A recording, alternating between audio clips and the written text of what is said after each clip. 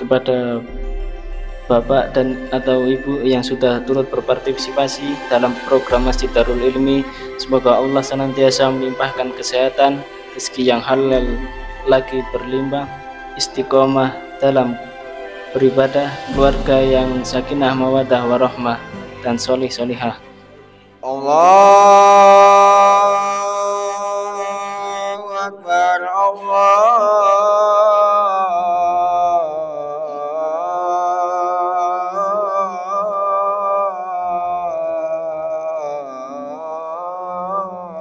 Akbar. Asyhadu an la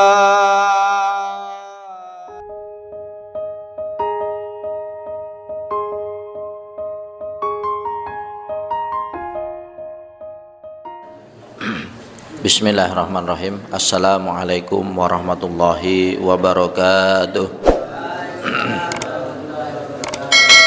Alhamdulillahirabbil alamin.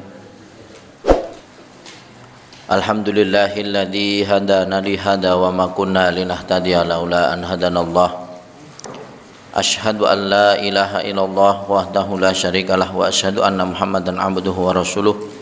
Allahumma sholli ala Muhammad wa ala ali Muhammad, amma ba'd. Wa qala Allah ta'ala fil Qur'anil Karim, ya ayyuhal muzammil qumil laila illa qalila nisfahu aw inqus minhu qalila aw zid alaihi warattilil Qur'ana tartila. Wa qala Nabi sallallahu alaihi wasallam, khairun nas anfa'uhum linnas.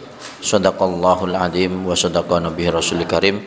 Rabbi shrah li sadri wa yassir li amri wahlul 'uqdatam min lisani yafqahu qawli. Alhamdulillahirabbil alamin. Jamaah salat maghrib yang insyaallah dimuliakan Allah Subhanahu wa taala. Yang pertama dan yang paling utama, marilah kita senantiasa kita panjatkan puji syukur kita ke hadirat Allah Subhanahu wa taala, karena Allah Subhanahu wa taala di sore hari ini kembali mengumpulkan kita semuanya dalam keadaan sehat walafiat, memberikan satu kenikmatan yang luar biasa, yakni salah satunya adalah nikmat iman, di mana sore hari ini kita diberi kesempatan oleh Allah Subhanahu wa taala untuk menjalankan salah satu kewajiban kita, yakni salat maghrib berjamaah di masjid. Mudah-mudahan ini nanti yang menjadikan kula panjenengan sami, menjadikan Allah Subhanahu wa taala ridho, ya, menolong kita semuanya saat nanti di akhirat, saat nanti di yaumil hisab, di mana tidak ada penolong lagi kecuali rahmat dari Allah Subhanahu wa taala. Yang kedua, salawat dan salam semoga tetap tercurah kepada baginda Rasulullah Nabiullah Nabi Muhammad sallallahu alaihi wasallam, kepada keluarganya, kepada sahabatnya dan seluruh umat muslim yang senantiasa mencintai sunnah beliau. Dan kita berdoa mudah-mudahan nanti kita mendapatkan syafaat dari Nabi Muhammad sallallahu alaihi wasallam.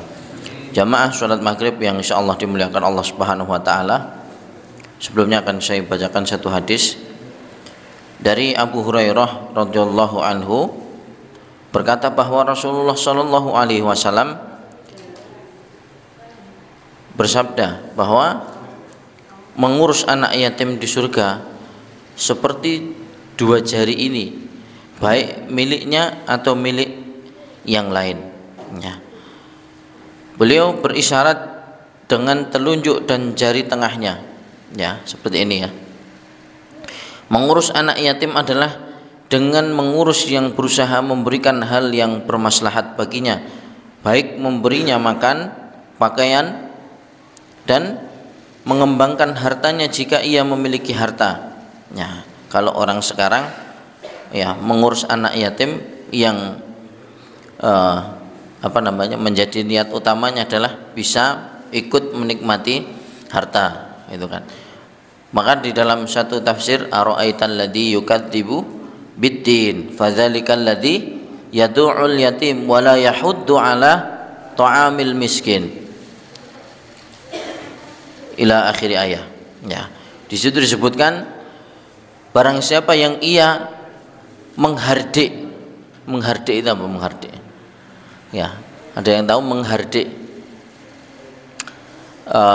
Dalam penjelasannya di dalam surah Al-Ma'un ya, kita dilarang dan bahkan hanya menghardik.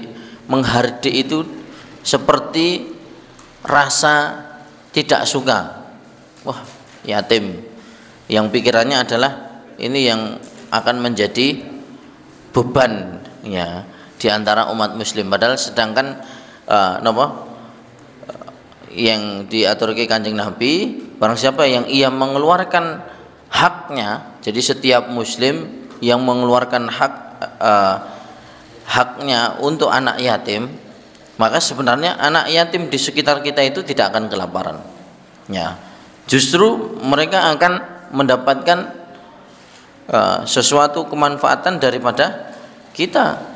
Lewat mana? Harta mereka sendiri sebenarnya ya. Jadi setiap ada uang yang kita miliki ya, sebenarnya itu ada hak milik anak yatim kalau seandainya di sekitar kita ini ada. Nah, kalau seandainya di sekitar kita ini ada dan terlantar itu kan, maka siapa yang bertanggung jawab? Ya sebenarnya adalah orang yang ada di sekitar kita ya. Mereka ini menjadi tanggung jawab kita semuanya, sehingga Bapak Ibu jamaah yang insya Allah dimuliakan Allah Subhanahu Wa Taala, jangankan kita sampai membenci itu kan, lalu tidak ingin keberadaan mereka itu di sekitar kita ya.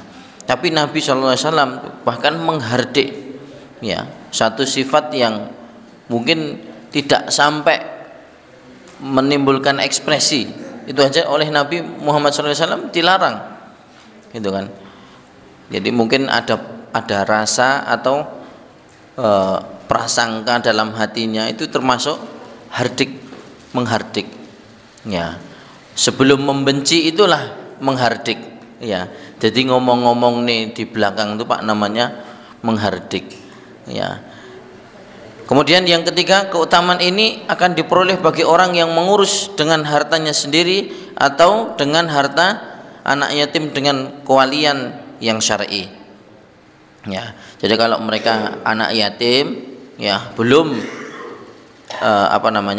belum balik, artinya belum bisa diberi amanah untuk mengurus hartanya sendiri, maka hartanya akan dititipkan kepada orang yang terdekat. Apa kata Rasulullah? Makanlah daripada yang kalian makan sesuai dengan kebutuhanmu. Boleh mengambil, tetapi itu hanya sekedar untuk kalian bertahan hidup ya. Jadi mengambil bukan artian terus hak untuk anak yatim ini dilupakan, kue gandeng pas cilik diupeni gitu kan. Sejak kecil kamu aku rawat sampai sekarang dewasa, jadi hartamu menjadi milikku kan gitu ya. Tidak seperti itu. Jadi kita membawakan ya, karena belum waktunya si anak ini bisa diberikan amanah harta ya, karena umurnya belum nyampe ya. Jika seandainya mereka sudah beranjak dewasa, nah ini menjadi satu perbincangan di antara kita. Yang namanya anak yatim kemudian sampai dewasa, nah ini titik dewasa ini di mana? Apakah kalau di pandangan ilmu fikihnya yang disebut orang dewasa itu ya matang secara ruhaninya, dan juga ada tanda ciri-ciri tertentu, itu yang namanya dewasa ya. Bahkan dalam ilmu biologi itu disampaikan berubahnya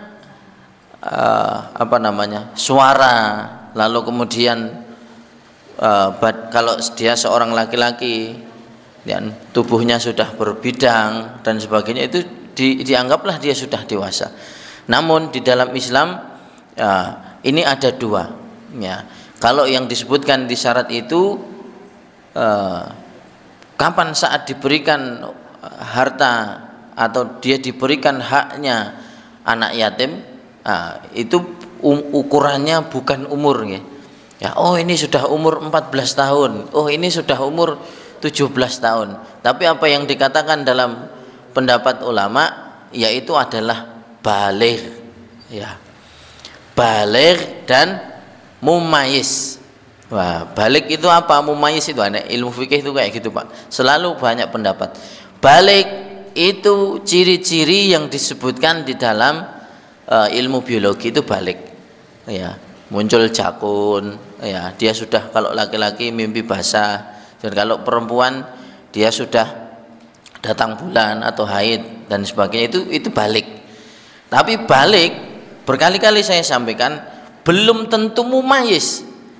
Ya, apa itu mumayyiz? Ya, mumayyiz itu adalah sifat bagaimana seseorang itu bertindak, itu mumayyiz. Ya, sifat yang menentukan seseorang bertindak. Contoh, dia sudah balik, ya, tapi belum mumayyiz. Contohnya gini, Pak.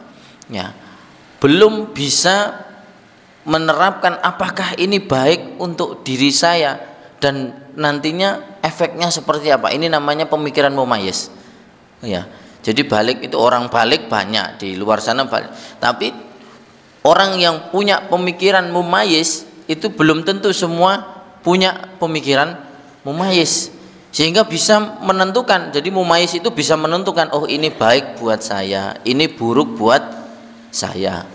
Ya, kalau baik saya akan teruskan, kalau buruk maka saya akan tinggalkan. Ya, begitu banyak sekarang orang yang balik tapi tidak mumayyiz karena krisis ilmu. Ya, tidak belajar adab. Mereka hanya mempelajari ilmu sains, ya, tapi tidak belajar ilmu din. Jadi yang menentukan antara baik dan buruknya seseorang itu seimbang antara ilmu din dan ilmu sains. Tapi kata Rasulullah, ya, maka lebih ahsan ketika dia hanya mendapatkan ilmu din saja. Ya, jangan kebalikannya. Aku tak belajar ilmu sains, jadi ilmu yang untuk dunia, tapi tidak belajar ilmu agama, nanti jadinya juga tidak baik. Bagaimana dia menimbang ini halal dan haram kalau tidak mengerti tentang ilmu din? Bagaimana dia bisa menentukan ini baik untuk diri saya? Ya, kata orang Jepang itu, bekerja tepat waktu, tidak pernah absen. Ketika dia tidak pergi kerja dia izin. Menurut yang punya perusahaan ini baik. Ya, tapi belum tentu dilihat, ketika dilihat dari kacamata din dia ini baik. Ya, soalnya habis kerja, Pak. Ini cerita dari teman-teman yang mereka pergi ke Jepang. Cerita gini, Pak. Memang betul cari uang di sana itu cepat, ya. Bahkan 1 bulan itu nak kerja nang Indonesia itu bisa mungkin butuh waktu 5 bulan di Indonesia, neng kono ditempuh hanya 1 bulan saja gitu. Jadi memang cepat sekali kalau cari uang di sana. Neng ya kerjanya profesional, Pak, gitu. Jadi ketika mereka hanya dibekali dengan ilmu dunia, yang dia pikirkan kerja cari uang, kerja cari uang, tidak peduli bagaimana akhiratku nanti, bagaimana yang baik buat diriku. Ya, seharusnya yang di Indonesia ini bisa buat hidup 5 bulan, di Jepang 1 bulan itu bisa habis, Pak. Ya, karena habis gajian dia pergi ke kafe, ya, pergi ke tempat-tempat yang gelap dan sebagainya. Akhirnya tidak bisa. Di kacamata perusahaannya dia baik, ya kerja terus, rajin bekerja. Ketika tidak masuk dia menyampaikan izin dan lain-lain. Di kacamata perusahaannya dia baik, tapi di kehidupan akhiratnya dia tidak baik. Nah, yang seperti ini dikatakan belum mumayyiz.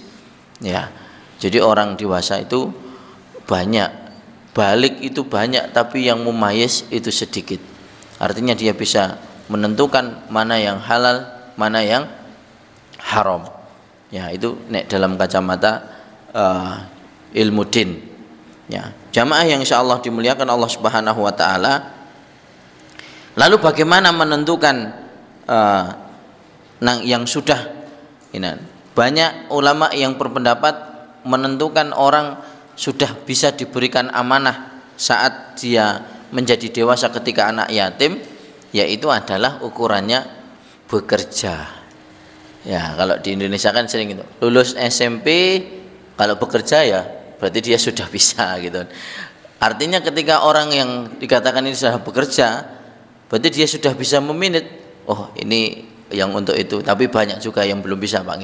Ketika anak lulus SMA, kalau baliknya ya jelas sudah. Kalau anak sekarang tuh ya umur 12 tahun, umur 13 tahun, 14 tahun sudah balik. Ya. Lalu apakah seumur mereka ini 14 tahun, 13 tahun, 15 tahun ini sudah bisa menentukan? Belum tentu, Pak. Ya, tinggal bagaimana dia dididik untuk memahami agama. Ya. Jadi kalau di Indonesia ini ya mungkin menurut pengamatan saya ketika banyak ya kami berdiskusi di masjid saat menentukan iki anak yatim loh, Pak. Buktinya ini ayahnya sudah meninggal dunia dan lain-lain. Tapi ada argumen yang menyampaikan, Pak, tapi ini sudah bekerja. Lalu bagaimana? Nah, yang dipakai di Indonesia ini yang dimaksud menjadi anak yatim ya, walaupun dia sudah kuliah gitu kan, tapi kondisinya ini masih belum bekerja, dia masih mungkin ikut di pondok, pesantren atau lain, ini masih dikatakan yatim, walaupun anaknya sebenarnya sudah pasca SMA, umur-umur 18, umur-umur 20 tahun, tapi nek belum bekerja. Dalam di masyarakat kita ini mayoritas mereka menganggap oh ini masih bisa menerima. Bahkan anak-anak yang tinggal di pesantren ini kadang-kadang sering kali anak-anak SMA ini tak bilang, Pak ini sudah SMA. Lah emang anak SMA kan belum bekerja ya, ini beberapa kali. Jadi mungkin pendapat yang saya dapatkan terkuat itu kan, berarti mereka yang diberikan amanah harta atau dikembalikan harta anak yatim ini kepada pemiliknya ya saat mereka bekerja ya, sehingga bisa menentukan ya. Jamaah yang insya Allah dimuliakan Allah Subhanahu Wa Taala, itu tadi sedikit untuk menambah wawasan kita sebagaimana memahami betul ya ukuran anak-anak yatim di sekitar kita. Ya, masih boleh enggak kita santuni gitu kan, masih boleh enggak kita sampaikan amanah ini kepada mereka, karena banyak juga mereka ini ya, seperti kemarin saya silaturahmi di panti gitu kan, santrinya lumayan banyak, ini di Juwiring, Pak, santrinya lumayan banyak. Tak tanya salah satu santri, saya panggil, hafalannya berapa nak, itu kan, alhamdulillah Pak sudah 10 juz. Ya, berapa lama di sini? Itu kelas 2 SMP. Ya, sudah sejak SD. Ya. Yang membuat saya kaget ini pertanyaan terakhir, Pak. Saya tanya, "Apa kamu juga yatim di sini?" "Enggak, Pak." Jadi itu memang panti ya, panti apa namanya? Panti yatim itu ya. Setelah itu saya ketemu dengan pengurusnya, silaturahmi, sampaikan, sekarang tuh Pak, anak yatim itu mana ada yang mau tinggal di panti, kemudian kita berikan fasilitas seperti sekolah, kemudian di pantinya mungkin ada pembekalan apa namanya, persiapan kerja dan lain-lain. Itu sedikit, Pak. Mereka yang anak yatim itu kadang-kadang di bawah, wah cek penak nang omah, masih enak sing ngopeni Pak D atau Budi, karena di rumah minta apa-apa dikasih, Pak. Kalau di panti kan ya menurut saya ya sebenarnya dididik untuk prihatin sebenarnya. Ya, dididik untuk prihatin, menyiapkan masa depannya sehingga dia menjadi generasi yang kuat. Ya, satu otomatis bisa mandiri. Ya, kalau sekarang di pondok pesantren itu ya, di zaman saya dulu tuntutannya kowe pokoknya ngapal Quran, yang ngaji kitab, ya, taat karo kiai, selesai, Pak. Ya, tapi tuntutan untuk anak pesantren sekarang tidak bisa. Ya, belum tentu orang yang hafal Quran, mereka bisa membaca kitab, lalu kemudian taat dengan kiainya, lalu kemudian bisa mengajar di pesantren, belum tentu, Pak. Sekarang tantangan ke depan itu berat. Ya, mereka yang tidak punya skill itu kan, walaupun ya nyun ngapunten bekal-bekal pesantren itu sudah banyak itu kan, ketika keluar kaget dengan kehidupan di luar, Pak. Ya, makanya orang Jawa nggak bilang ora obah, ora mamah. Ini filosofi perkataan yang luar biasa. Ora obah, ora mamah. Ya, wong Jawa. Ora peduli pinter apa ora, sementing obah. Ya, terkadang orang berapa banyak setiap tahun dari universitas-universitas ternama itu, dari banyak mahasiswa, mereka banyak mengalur ngidul, Pak nggih. Nyuwun napa? Cari pekerjaan ngalor ngidul, hubungi teman, hubungi saudara, hubungi sanak, semuanya dihubungi. Ya, lah bagaimana tidak, Pak? Tantangan ke depan itu berat. Ya, kalau kita tidak punya skill untuk mempertahankan kehidupan, ya terutama santri-santri kita ini, ya mereka yang baru bermeskian ini dipersiapkan betul. Ya, tidak bisa bertahan kalau mengandalkan hanya yun ngapunten. Mungkin kita bangga, ya saat ini, wah saya punya kemampuan, saya bisa menghafal Al-Quran 30 juz. Sekarang pesantren di Sukoharjo itu ada berapa? Ratusan, Pak. Mereka yang mengeluarkan orang atau yang mencetak kader bisa hafal Al-Quran 30 juz. Ya, bahkan sama tafsirnya, sama pemahamannya juga sudah banyak sekali orang yang keluar. Sama. Lalu apakah mereka semua juga ingin mengajar di pesantren? Ya kan tidak mungkin. Ya, dari lulusan ratusan pesantren otomatis santrinya sudah ribuan. Mereka yang hafal Quran itu apakah mereka juga mengajar di pesantren semua? Kan nanti tidak. Yang kita pikirkan ini adalah bagaimana mereka yang tidak berkesempatan untuk mengajar di pesantren. Ya, kan eman-eman kalau tidak punya skill. Maka beruntunglah ya anak-anak sekarang gitu kan, yang kalian di pondok pesantren diajari jualan itu kan, diajari mungkin hanya sekedar setir mobil, diajari di pesantren jahit, diajari untuk teknisi komputer, untuk servis macam-macam, ikuti ya. Karena kemarin saya bertemu dengan salah satu orang yang nyervis itu di pondokan, ada mesin yang rusak, Pak, di servis. Ya, ternyata beliau itu berawal dari niat. Sekarang yang nyari beliau itu satu hari wis banyak sekali. Waktu itu bekerja di salah satu perusahaan hanya terpaku ya, nek namanya guru nggih ya wis ngono masuk jam 7 keluar jam.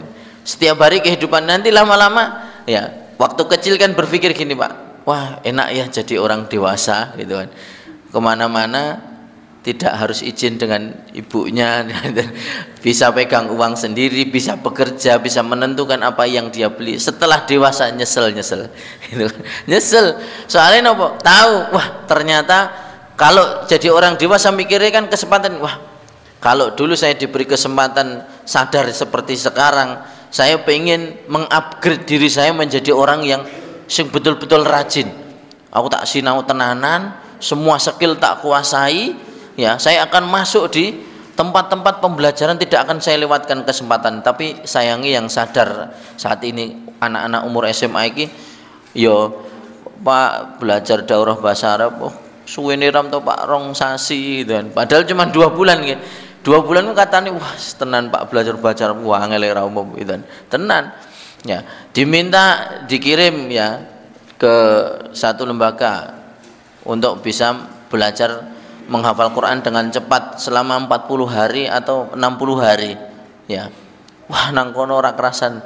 Wah ini kalau saya bayang deh, Pak, wah coba ya, saya tidak punya tanggung jawab seperti sekarang ini wis tak sikat kabeh itu.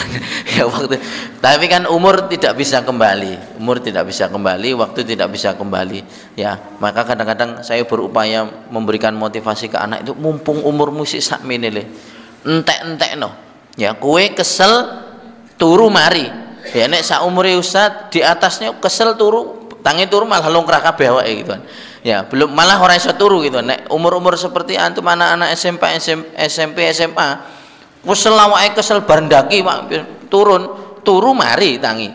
Nek seperti umur kula jenengan mungkin di 30 ke atas, nggak ada yang 40, ada yang apalagi yang udah 50 tahun ke atas kesel arep turu ra iso, Pak. Sekali tidur bangun lagi wah capek ya, rasanya remuk kabeh awake gitu kan.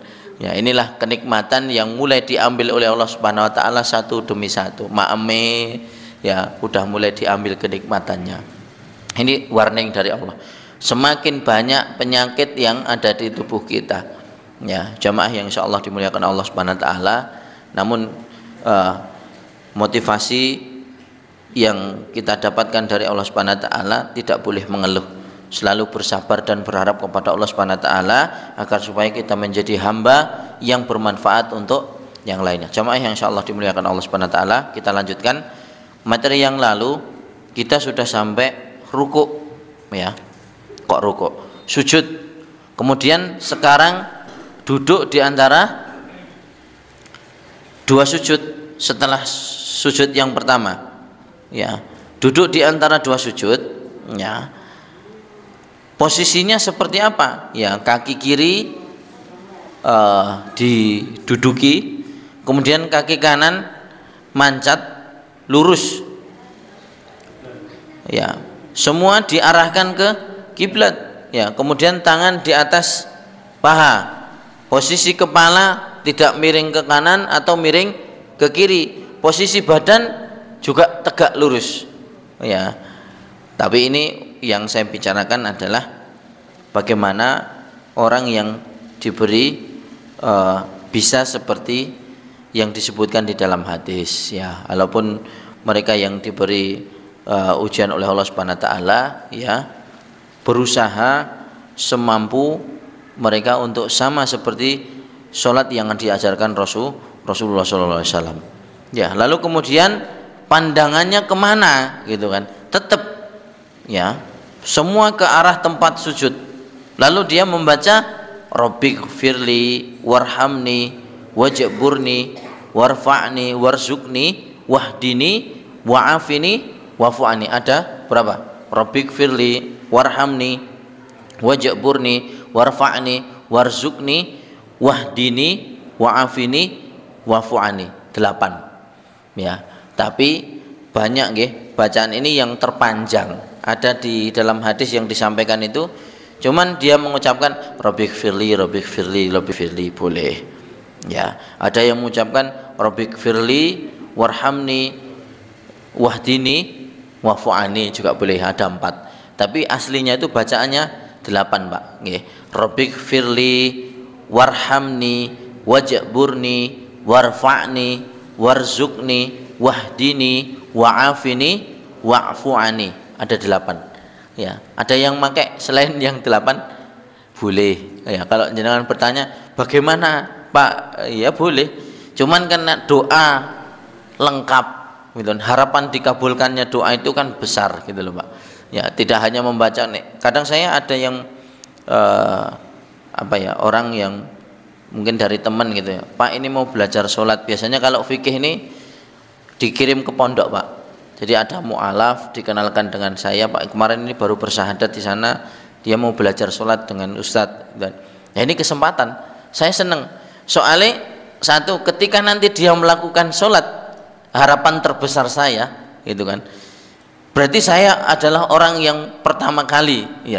Jadi jariah itu loh Pak maksud saya. Jariah ke depan itu luar biasa. Makanya sing gadah putra. Ya, mulai umur dia bisa berbicara itu langsung ajarkan Al-Fatihah, langsung ajarkan bacaan sholat. Ojo gurune Pak, ya eman-eman, ya yang dia hafal Al-Fatihah itu harus dari kita, jangan dari orang lain. Ya, ini misalnya anak nih mulai berbicara kan umur 2 tahun ya, 2 tahun, 3 tahun, 4 tahun kan belum sekolah. Ya, mungkin paling cepat 4 tahun atau yang ikut PAUD nih. Jangan dikasih sama gurunya, pahala jariahnya itu eman-eman, terutama Al-Fatihah. Ya, Al-Fatihah itu harus kita yang mengajari sejak umur 2 tahun. Ayo ikut Bismillahirrahmanirrahim. Ya, ingat betul putrane ini, wah demben anakku sing pertama kayak apal karo sapa. Ya, ini jangan lewatkan kesempatan itu loh. Nek saiki wis kasep cucune, dolani terus cucune. Wah, mungkin cucunya siapa dia ayo diajari. Soalnya apa? Untuk menanamkan jariah, dan itu pasti mengalir terus. Soalnya dia muslim insya Allah gitu kan, Dan dia pasti ketika sholat membaca Al-Fatihah itu terus. Saya ngajari sapa? Saya ngajari bapaknya dewi atau mbahnya atau yang lain. Ya, nah ketika dia membaca saat dewasa nanti sampai dia meninggal dunia, harapannya Al-Fatihah itu yang menghafal dari kita. Wah. Tapi biasanya di teman-teman mualaf itu yang ngurusi Islamic Center mualaf itu do rebutan, Pak. Ketika kon ngajari sholat disik-disikan, ra dibayar apa-apa, aku sing mangkat. Ya, kadang-kadang nah waktu diantar ke pondok itu tapi putri, ya sayangnya itu ibu-ibu itu kan. Alhamdulillah dari awal sampai akhir ya saya pakai slide aja, jadi biar nggak begitu ini. Saya pakai slide, ada orang yang sholat, ya Bu ayo kita hafalkan bareng-bareng ya. Jadi sekali datang itu menghafalkan doa iftitah, wangel Pak, soalnya nyun ngapunten tidak pernah nggih belajar Quran, baca Quran, jadi itu barengan. Di sisi waktu lain, di hari yang lain dia harus belajar dengan orang lain baca Quran, tapi waktu itu jenengan sudah hafal Al-Fatihah, sudah Pak, sama guru ngaji. Waduh, rodok gelo. Soalnya belajar Quran itu bukan dengan saya, dia datang ke saya khusus ya, padahal kan di bacaan sholat itu kan ada Al-Fatihah, tapi sudah lebih dulu ya, sudah lebih dulu karena saya sekarang belajar baru Iqra 2. Tapi pasti orang yang paham ini ngaji pasti Al-Fatihah kudu karo aku gitu. Soalnya besok ya dia akan menuai pahala jariah dari situ. Tapi enggak semuanya nggih. Ya, artinya bisa ngajari doa iftitahnya, iso ngajari bacaan sujudnya, iso ngajari semuanya, insya Allah jariah. Tapi kan nek Al-Fatihah itu digunakan di semua ya. Salat nganggo ya, di mana-mana. Orang ruqyah itu bacaannya juga Al-Fatihah. Orang bekam pun juga bacaannya Al-Fatihah. Banyak ya. Jadi ya Allah ya, ampunilah aku ya, doanya Pak, rahmatilah aku, perbaikilah keadaanku, tinggikanlah derajatku, berikan rizki kepadaku dan petunjuk untukku. Ya, Rabbik firli warhamni wajburni warfa'ni warzuqni wahdini wa'afini wa'fu'ani. Itu duduk di antara dua sujud. Kalau di dalam buku yang lain itu disebutkan duduk iftiros ya, duduk iftiros atau duduk di antara dua sujud. Lalu antara sujud yang pertama dengan sujud yang kedua itu kan dulu saya pernah ditanya, loh Pak kok sujudnya bacaannya sama, lo mau sujud pertama, kedua, ketiga, keempat, kelima sampai ke berapa bacaan sujud ya tetap ngoten niku nggih. Subhana rabbiyal a'la wa bihamdih ya, subhana rabbiyal a'la wa bihamdih ya. Rumangsane itu gerakan sujud yang pertama, kedua, ketiga itu beda njaluke. Berarti yang pertama jenengan maos subhanallah, yang kedua subhanallah wa bihamdi, yang ketiga subhanallah wa bihamdi subhana rabbiyal a'la ya, yang ketiga subhana rabbil a'la wa bihamdi wis telu ya, asline padha wae ya. Ya, lalu kemudian setelah duduk ya iftiros lalu membaca tadi, jadi enak pakai slide nih, slide itu langsung bacaan. Insyaallah nanti materi ke depan ya, saya sedang rancang nih Pak, memasukkan ini ke dadek ini materi itu juga agak sulit soalnya banyak itu.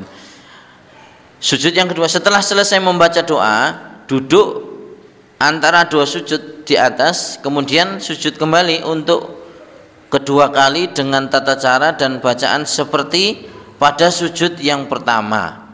Ya, jadi podo. Ya, kemudian rakaat yang kedua begitu terus ya, baca Al-Fatihah lagi, kemudian surat lagi, ruku, i'tidal ya. Sampai di sini ya, sebelum saya membahas tentang tahiyat akhir, mungkin jamaah sekalian ada yang menanyakan mungkin posisi nopo gitu yang belum saya sempat ulas saat kemarin.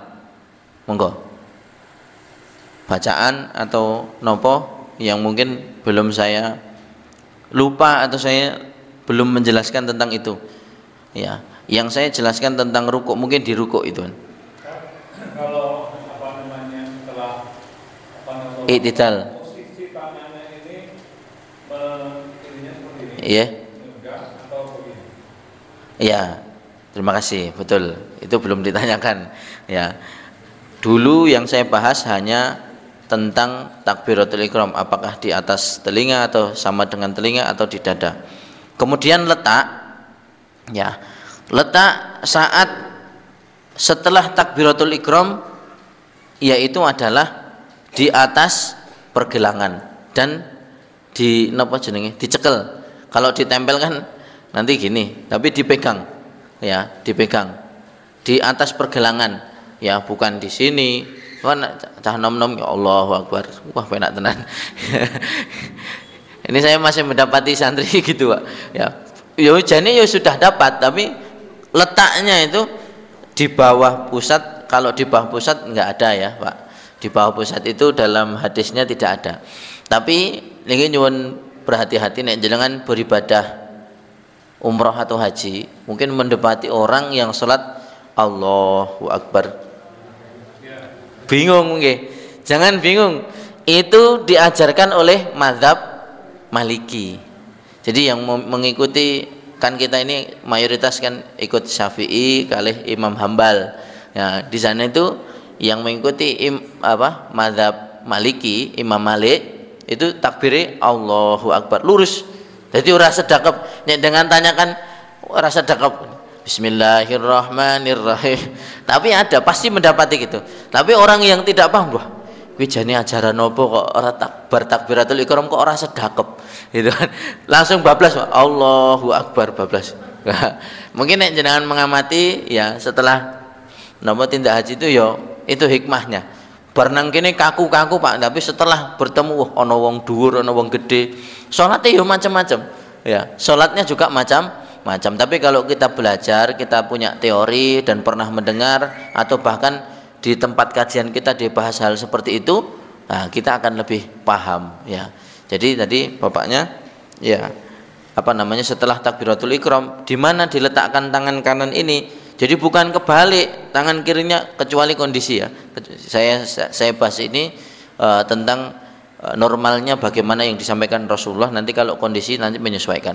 Jadi Allahu Akbar di atas pergelangan tangan, ini memegang di atas pergelangan tangan, jadi dipegang ya, tidak ditempelkan walaupun banyak. Jadi kalau dasar yang disebutkan dalam fikih, saya pakai kitab Minhajul Muslim, nanti ada yang pakai Safinatun Najah, ada yang pakai fikih apalagi, itu memang penjelasannya berbeda-beda Pak. Tapi yang saya sebutkan adalah yang bagaimana kebanyakan ulama berpendapat mengikuti, hampir mendekati seperti Rasulullah SAW. Adapun perbedaan-perbedaan yang lain nanti mungkin bisa ditanyakan. Itu ternyata ada yang di lambung gitu kan, ada yang di atas sampai nggon. Ya karena penafsiran dada menurut orang satu dengan yang lain itu beda dai, pokoknya nggon kene ya. Tapi yang jelas tidak di bawah pusat udel Pak ya. Jadi kesalahannya gitu. Jadi takbiratul ihram di bawah udel niku pendapatnya mboten enten ya, pendapatnya tidak ada. Kalau masih di ulung hati nggih, jadi dada ya ulung hati iki, ulung hati, atau di atasnya lagi ono sing salat Allahu Akbar sampai atas banget menyekle lagi terus piye itu. Tapi ya enggak apa-apa, dia punya dasar untuk mengikuti bagaimana menurut pemahaman mereka. Tapi kalau saya ketika di fikih, yang lebih selamatnya adalah kita mengikuti pendapat kebanyakan ulama dan orang-orang di sekitar kita. Artinya dengan ilmu ya, bukan sing akeh melu sing akeh mboten. Yang jelas itu adalah pendapat petunjuk ulama di sekitar kita. Oh, ternyata takbiratul ihram itu seperti itu gitu. Itu nggih. Jadi tetap dipegang ya, pergelangan tangan dipegang ya. Intinya saya pernah belajar itu sampai dipukul rotan Pak nggih. Salah. Cetes gitu. Bahkan bangun dari ruku sami Allahu liman hamidah. Sik mesti kena gebuk Pak. Ya, cedas nggak boleh. Ya, walaupun itu sebenarnya sebagian dari adab ya. Kalaupun tidak bergerak lebih dari 3 kali ya tidak batal sebenarnya. Ya, tidak masalah. Ya, tapi kan adabnya wong kita itu menghadap Allah Subhanahu wa taala, wong pas pasukan apa nih kok? Paskibraka. Saya melihat anak-anak ketika diajar sama apa? Pas waktu itu di Palur itu apa Pak? Kopassus apa nih kok? Nah di sana itu anak pelatihan Pak. Wah saya kasihan banget. Makan itu dimeniti Pak. Orang menit detik itu. Ayo makan. Suruh berhenti ya berhenti. Minum Pak. Jadi ya itu mungkin melatih satu kedisiplinan. Seperti itu saja ya. Wong sing latih orang dan itu istilahnya bisa dinegosiasi aja kita nurutnya. Apalagi ini syariat dari Allah Subhanahu wa taala, seharusnya lebih diutamakan ya. Disuruh memakai baju atau pakaian yang menutup aurat ya kita pakai ya sebagaimana yang diajarkan Rasulullah. Ya, diminta kita untuk berwudu dengan sedemikian rupa aturannya. Ini nanti wudu aja juga melewati satu pendapat yang banyak. Sehingga yang saya sampaikan ini adalah yang banyak dipakai di kalangan ulama. Pendapat yang lain masih banyak Pak. Ya, di antara meletakkan di sebelah kiri atau di sebelah kanannya atau di atas atau di bawah. Tapi sekali lagi yang pendapat meletakkan tangan ketika sedang takbiratul ikram itu di bawah pusat itu tidak ada. Ya, jadi pendapatnya dhaif. Kalau yang lain kiri kanan atas pokoknya di sekitar dada ini diperbolehkan. Ya. Ada juga mereka yang bertanya Allahu Akbar diputar dulu. Kalau di umroh itu menjadi pusat perhatian. Soalnya pendapat ulama ngendi gitu. Jadi ketika diputar itu, lah ini pendapat ulama dari mazhab apa kok sampai seperti itu loh. Kalau yang tadi Maliki Allahu Akbar langsung menang. Oh itu berarti mazhab Imam Malik. Ya. Yakin saya berarti di fikihnya mereka pakai kitab yang berbeda, tidak seperti yang kita pakai sampai saat ini. Ngoten. Ada lagi? Mungkin dari jamaah sekalian yang kalau memang belum mantap akan kita ulang dan bersama-sama kita pelajari lagi. Monggo. Mungkin saat ruku, ya, saat ruku tangan posisinya di mana gitu kan? Di bawah lutut, di atas lutut atau di pas lutut? Oh ya pas lutut jelas. Ya bagaimana upaya dan kemarin saya menyetandarkan itu mana tuh sebenarnya kalau letak posisi punggungnya lurus ya bisa dipastikan dia memegang pas di atas lutut. Nek ngisor lutut mesti yo enggak mungkin lurus punggungnya itu. Ya. Kemudian lagi yang menjadi perdebatan Rasulullah saat bangun dari i'tidal kemudian mau sujud yang didahulukan tangan atau lututnya dulu atau bareng. Lagi bingung ya mana yang didahulukan Pak. Jadi nek tangan berdiri tangannya sik meduk baru lututnya atau gimana ya ini kan benten patek digagas. Yang mana Pak? Ya dua-duanya juga ada pendapatnya monggo. Tapi yang dipakai oleh banyak kalangan ulama ya turun. Jadi tidak orang nyunapunten yang diturunkan itu bukan depannya dulu. Nanti kesannya coba jangan bayangkan bangun dari apa i'tidal kemudian yang turun itu tangannya dulu. Kan koyo napa hewan niku nek nyunapunten nggih yang berkaki 4 sapi, mbek ya dan macam-macam itu kan nek majeng tidur ngapunten yang diturunkan dulu kan depan apa gitu Pak. Saya itu baca hadis engko ora gitu loh. Tapi yang saya mempelajari dalam hadis itu depannya sih. Jadi depannya diturunkan dulu baru kaki belakangnya. Tapi nek dari Rasulullah ya tetap yang diturunkan adalah lututnya. Terus berbarengan baru memposisikan dia sujud. Begitu juga ketika mau bangun ya, mau dari sujud kemudian naik ke atas. Pertanyaan nih, itu langsung atau duduk dulu? Nek sing boyokan setuju duduk dulu, sing cah nom-nom lanjut aja nyapo bablas itu kan. Nah ini semuanya sama Pak, semuanya ada pendapatnya. Ya, monggo. Jadi artinya dengan mendahulukan tangan dan lutut itu semuanya ada pendapat. Jadi tidak usah khawatir keluar. Tapi nek yang tadi ditanyakan bapaknya itu letaknya di mana? Semua ulama sepakat nenggone dhuwure pergelangan. Nek pergelangane sing nang kene berarti yo nang kene, nek pergelangan nang kene yo nang kene. Tergantung dia pergelangan tangannya di mana gitu kan. Ya nek pergelangan tangan pada umumnya yo kan dia di sini nggih. Ya, jadi itu semua ulama sepakat kalau letaknya di situ dan cara memegangnya adalah dipegang betul, makplek gitu kan. Set digit sami Allah Allahu Akbar makplek wis. Oh, tangan kanan. Yang di atas tangan kanan jelas ya. Jadi yang megang itu tangan kanan, ora tangan kiri nih lah. Mungkin kepiye? Wah lho Pak nggih. Jadi yang megang yang makplek itu tangan kanan, yang megang tangan kiri ya. Ojo kebalik ya. Jangan sampai kebalik. Allahu Akbar. Jelang ya bener ditanyakan sing atas tangan kanan atau tangan kiri. Ya, engko tangan kiri ini yang atas ya megang. Loh ini sudah di atas pergelangan, Pak. Ya tangan kirinya kebalik kan gitu ya.